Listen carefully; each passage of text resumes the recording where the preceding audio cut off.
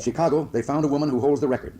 She used 80 names, 30 addresses, 15 telephone numbers to collect food stamps, Social Security, veterans benefits for 4 non-existent deceased veterans' husbands, as well as welfare. Her tax-free cash income alone has been running $150,000 a year. Ever heard that one before? That was Ronald Reagan in 1976, campaigning not just for the presidency, but for a full-on war against poor people. And that quote, it wasn't just a yarn, it was a spark, a story. A boogie woman in lipstick and a Cadillac, here to rob your wallet and laugh while doing it. And that woman he was talking about, her name was Linda Taylor. And yeah, she ran scams, big ones. She was a fraudster, a kidnapper, even possibly a murderer. But the truth is, her crimes had almost nothing to do with welfare. Still, her legend, it would shape welfare policy for the next half century. They call her the welfare queen. But she wasn't a queen, and she certainly wasn't a true representation of who needs government assistance or how it's actually abused. She was a one-woman sideshow that got turned into a monster myth, used to gut social programs, shame poor mothers, and divide the working class along racial and economic lines. And it worked. I'm Lee Calvin, and this is Filibusted, where we call bullshit on the lies that keep working people broke, divided, and blaming the wrong folks. This is part of our series on economic myths and has proven to be one of the most damaging lies ever sold in American politics, the welfare queen. Let's get to it.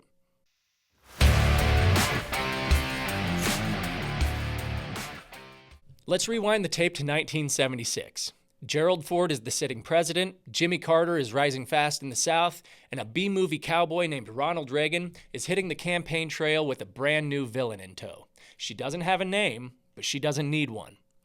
Because what she represents is more powerful than any fact. Reagan steps up to the mic and tells the crowd about a woman in Chicago who's got 80 names, 15 telephone numbers, and 3 new cars. He claims she's pulling in over $150,000 a year just from welfare. He doesn't offer evidence, but he doesn't have to. That woman, her name was Linda Taylor. Now look, Linda Taylor was no saint. She did commit fraud. In fact, she committed a whole mess of crimes.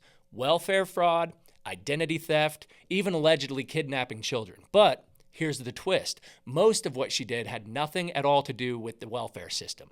She was a professional con artist operating way outside the bounds of typical public assistance. But that didn't matter because in Reagan's hands, Linda Taylor became something bigger. She became a symbol, a boogie woman. She was poor, she was black, she was a single mom, and with the right lighting, the right soundbite, and the right racial undertones, she could be made to stand in for every welfare recipient in America. The press ran wild. Tabloids started calling her the welfare queen, and before long, that phrase wasn't just a headline. It was an identity, a character, an urban legend with gold rims, zero work ethic, and a bad attitude. But here's the truth Reagan never mentioned. Linda Taylor's level of fraud was exceptionally rare. The average welfare recipient in the 1970s was a single white mother with 2 kids receiving about $200 a month. And statistically, fraud in the system is far less than 1%. This wasn't about numbers. It was about narrative. The image of the welfare queen gave Reagan exactly what he needed, a villain the working class could punch down at. Someone to blame when their wages were shrinking and their factories were closing. Someone to scapegoat so they didn't start asking the bigger questions like, where did all the money go? Reagan's trick was simple. Make poverty look like a choice. Make welfare look like a hustle. And make the people who need the help the ones who deserve your hate. The most dangerous part, it absolutely worked. Linda Taylor, the real woman, would fade into the shadows, but the welfare queen, she became immortal. She'd go on to haunt every budget fight, every welfare bill, every campaign ad for the next 40 years. Even today, her ghost still shows up in congressional hearings and comment threads whenever someone says, I don't want my tax dollars paying for people who don't work. But we're here to bust the myth. Because the truth is, the real people who rely on public assistance, they're not gaming the system. They're barely surviving it.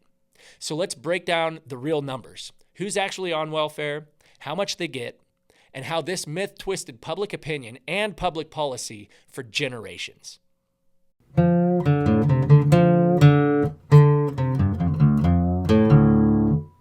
Let's leave the ghost stories behind and look at the cold, hard numbers. Because for all the talk about welfare abuse and government handouts, the truth, the real, measurable truth, tells a very different story. Let's start with this. Who's actually on welfare? According to data from the U.S. Department of Health and Human Services, the majority of public assistance recipients are children. Over 70% of TANF benefits go to them.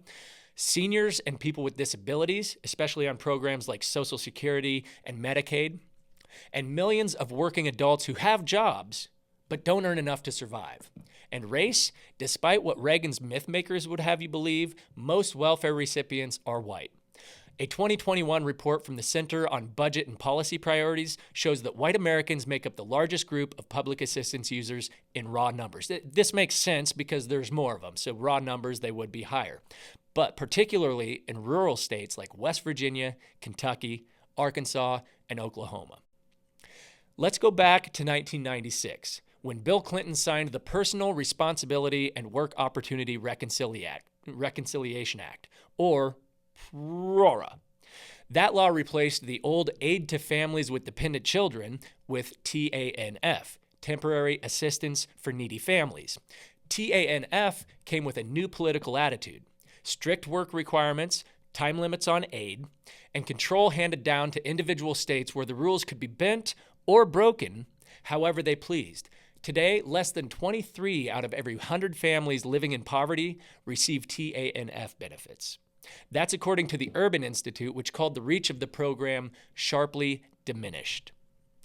And for those who do get help, the average monthly TANF benefit for a family of 3 in the U.S. is $432. In Mississippi, it's as low as $170 a month. That's not Cadillac money. That's my alternator better not go out money. And the fraud rate that supposedly justified all this crackdown, the U.S. Government Accountability Office puts fraud in welfare programs at under 1%. In fact, the biggest losses often come from improper administration, not by people cheating the system. But while the country obsesses over pennies and welfare fraud, billions are bleeding out the back door to the people at the top. Consider this. A 2023 report from the Institute for Policy Studies estimates that Walmart and Amazon together cost taxpayers over $10 billion per year. Because they pay their workers so little, many of them rely on public assistance. Corporate subsidies and tax breaks cost the government over $150 billion a year, often going to highly profitable industries such as oil and gas and financial institutions.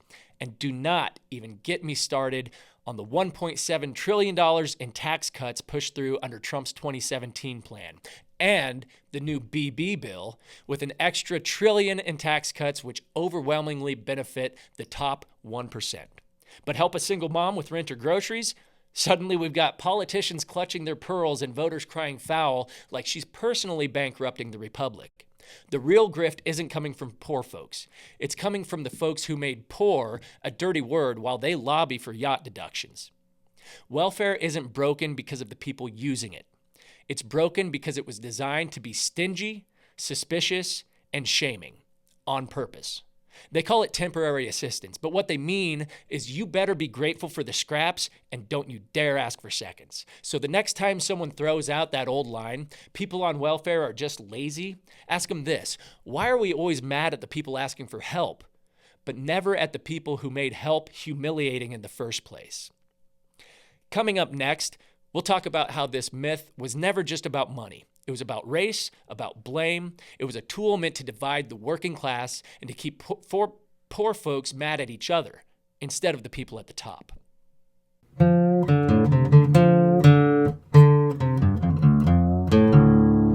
Now, let's be real clear. The welfare queen myth was never just about money, not about policy, not about handouts. It was about division. It was about turning neighbors into enemies. And it was about weaponizing race without ever saying the word. Reagan never said Linda Taylor's name. He didn't need to. He painted the picture and let the public fill in the face. And that face, a black woman living large, driving a Cadillac, laughing at you, the taxpayer, while she cashed her check. Now let's pause here. The image of a poor black woman abusing welfare wasn't new in 1976. But Reagan's genius was in the timing and the subtlety. He didn't scream racism. He used what scholars call a dog whistle, a coded message, one that flies under the polite radar but hits home loud and clear for the people it's aimed at. It wasn't about facts. It was about feelings. The feeling that someone else, someone darker, poorer, urban, was taking advantage of a system that you were paying into. That resentment wasn't accidental. It was engineered. Reagan strategist Lee Atwater, and I despise that I share a first name with this guy. Lee Atwater said the quiet part out loud in a now infamous 1981 interview. I want to let you know that there is a shockingly casual use of horrible racial slurs in this clip, and I kept them in. I'm of the opinion that racist and supremacist ideology should be on full display. So either brace yourself or skip ahead about 30 seconds, okay? Roll tape. Here's how I would approach that issue as a statistician or a political scientist, or no, as a psychologist, which I'm not, is how abstract you handle the race thing. In other words, you start out, and now y'all want to quote me on this, you start out in 1954 by saying nigger, nigger, nigger. By 1968, you can't say nigger, that hurts your backfire, so you say stuff like force busing, states' rights, and all that stuff. And you're getting so abstract now, you're talking about cutting taxes, and all of these things you're talking about are totally economic things, and the byproduct of them is blacks get hurt worse than whites. And subconsciously, maybe that is part of it. I'm not saying that, but I'm saying that if it is getting that abstract and that coded, that we're doing away with the racial problem one way or the other. You follow me? That's not a conspiracy. That's a confession. And Reagan wasn't the only one to ride that wave, no. George H.W. Bush gave us Willie Horton. Bill Clinton gave us ending welfare as we know it while standing in front of a group of black churchgoers. Paul Ryan talked about inner city men having a culture problem around work. And Donald Trump, he brought it full circle, saying people were living on welfare and driving luxury cars and that he'd put a stop to it. They weren't. Here's what all that coded language actually does. It shifts the conversation from how do we help people to who's gaming the system. And more importantly, it divides us, the working class. Think about it. If you're a white factory worker whose job just got offshored, or a trucker seeing his benefits shrink, or a waitress juggling 3 shifts and you still can't pay rent, you've got every reason to be angry. But if that anger gets aimed downward at poor folks, at immigrants, at public school teachers, it protects the people at the top. It's a classic trick. Don't blame the boss who froze your wages. Blame the single mom receiving SNAP benefits. Or don't blame the corporation that closed your plant. Blame the refugee family moving in down the block. Here's the truth. According to the Pew Research Center, public support for welfare dropped sharply in the 1980s and 90s, especially among white voters, even though the actual number of recipients didn't rise very significantly. And when people were asked why they didn't support welfare anymore, the top answers weren't about cost. They were about abuse and undeserving people. People they pictured as basically not like them. But here's the kicker. White Americans are the largest group both on welfare and voting against it. Because the myth worked. The dog whistles completely rewired public opinion. They made working class folks so suspicious of their neighbors, they forgot about who actually crashed the economy. They got sold a lie, and they bought it with their dignity.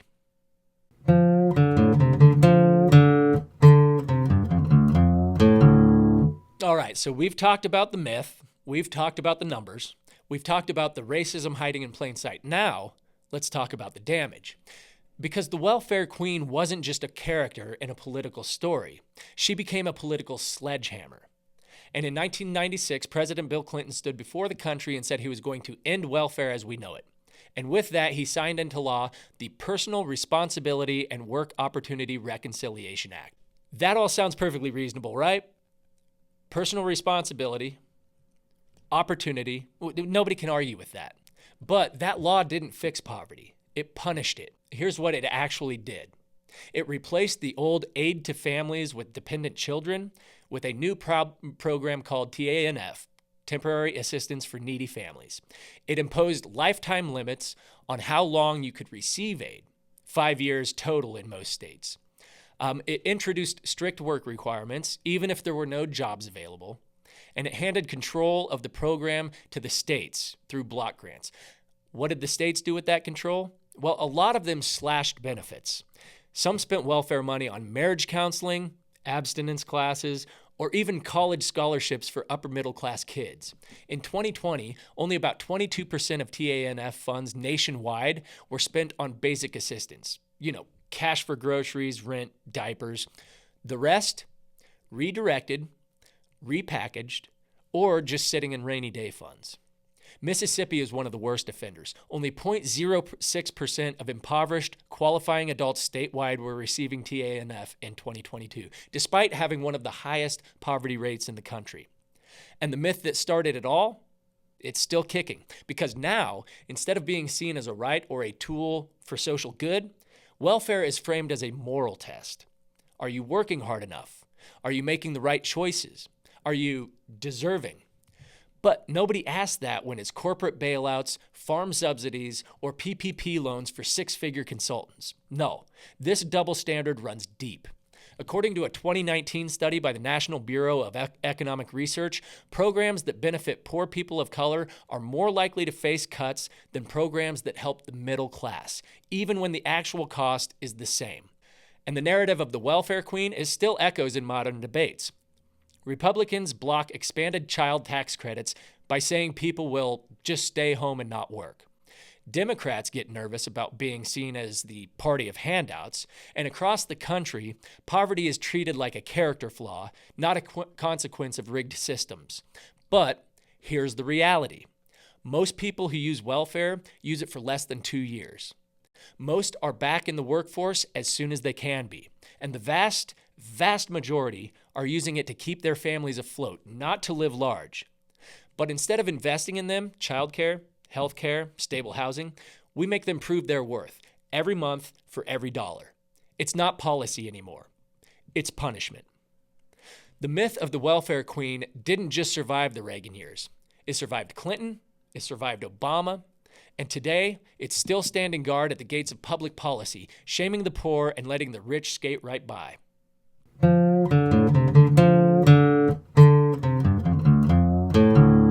Okay, so we've told the truth, we've laid bare the numbers, we've called the myth of what the welfare queen exactly what it is: a political weapon, a racial dog whistle, a damn lie. Now let's talk about where we can go from here, because this isn't just about looking back, it's about building forward.